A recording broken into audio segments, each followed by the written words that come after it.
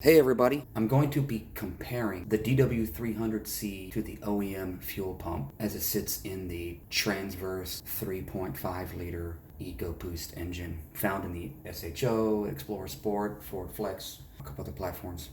I am currently testing all the low pressure fuel pump variations that are out there and comparing them. OEM, the very commonly upgraded DW300c, the recently identified Walbro 525 aka Hellcat pump. No!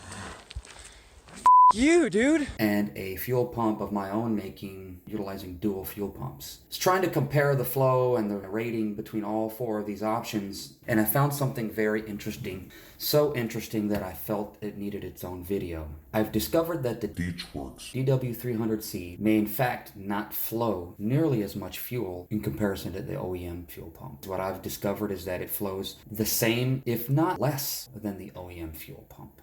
What does that mean? A lot of manufacturers, when they test these pumps, they test them freestanding outside of a fuel module.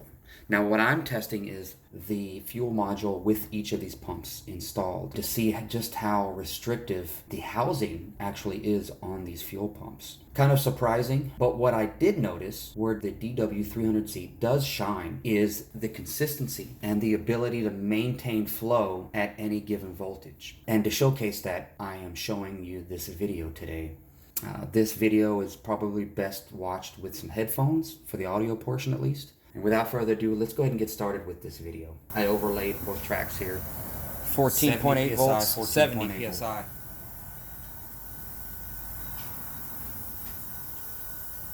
Here you have the audio of the DW300c and video only with the OEM blurred out.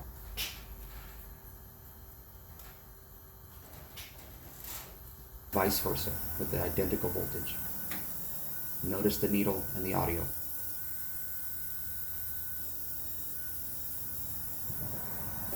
.8 volts, 80 psi, 80 14.8 psi. volts.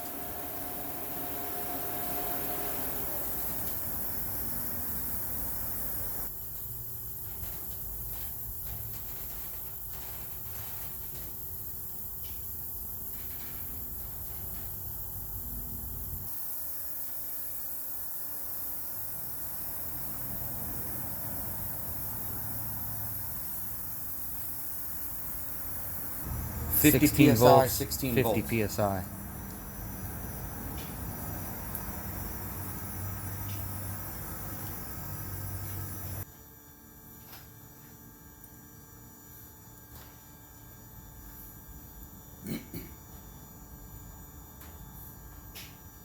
Here you notice the OEM pump is actually climbing on its own.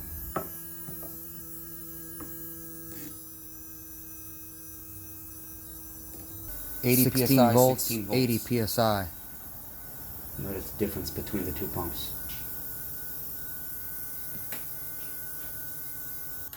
Rock solid.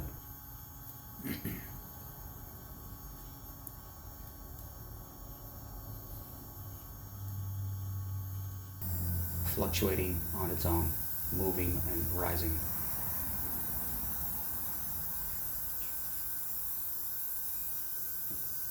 Fifty 17 psi, volts. 17 volts. 50 psi.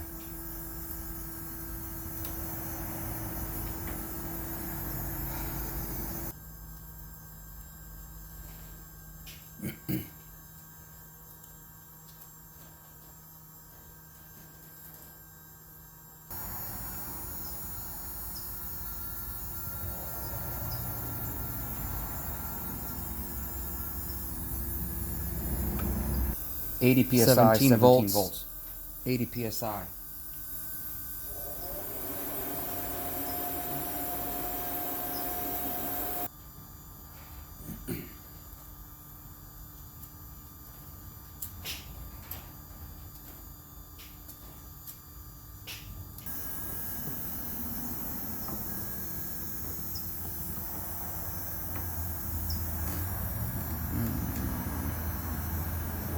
Eighteen 50 psi, volts. 18 volts. 50 psi.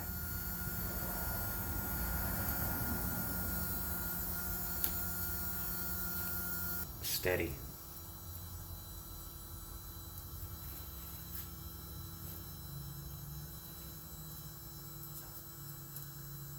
sketchy.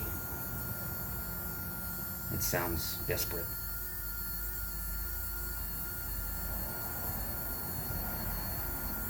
Eighteen 80 volts, psi, 80 psi. 18 volts. Here you see the pressure actually falling.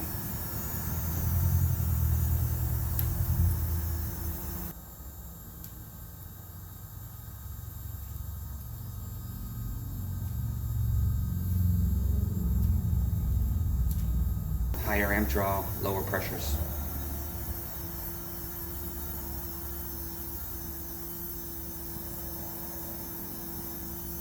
Now, what does this all mean? Well, numbers are forthcoming, and you'll see that the DW300c pump will actually flow a little less than the OEM pump.